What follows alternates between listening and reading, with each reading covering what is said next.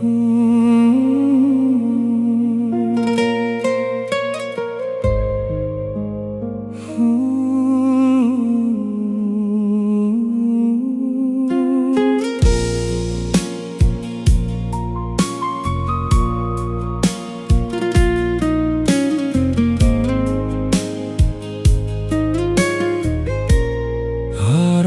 ញុំសែនកង្វល់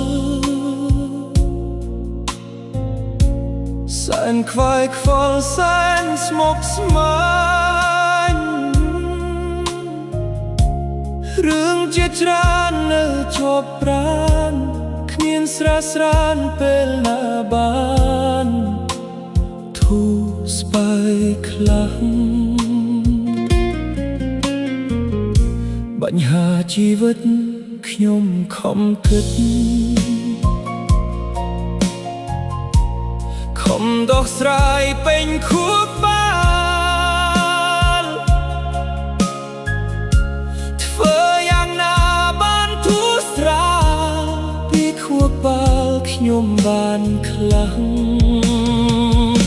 បញ្ហារាប់លានគ្មានអ្វីដូរខ្ញុំស្រណោះខ្លួន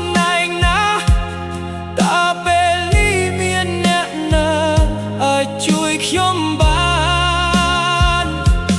ពេលខ្លះយំមកនឹកខ្លួនចិត្តស្រពោនក្រៀមស្វិតអស់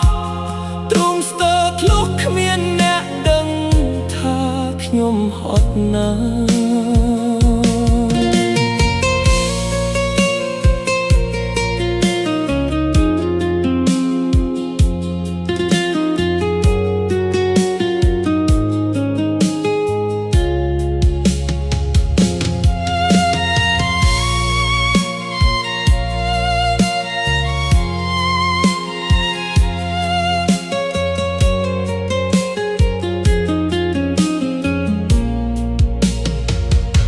បញ្ហាជីវិត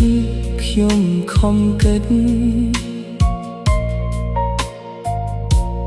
ខំដោះស្រាយពេញខួរក្បាលធ្វើយ៉ាងណាបានធូរស្រាលពីខួរក្បាលខ្ញុំបានខ្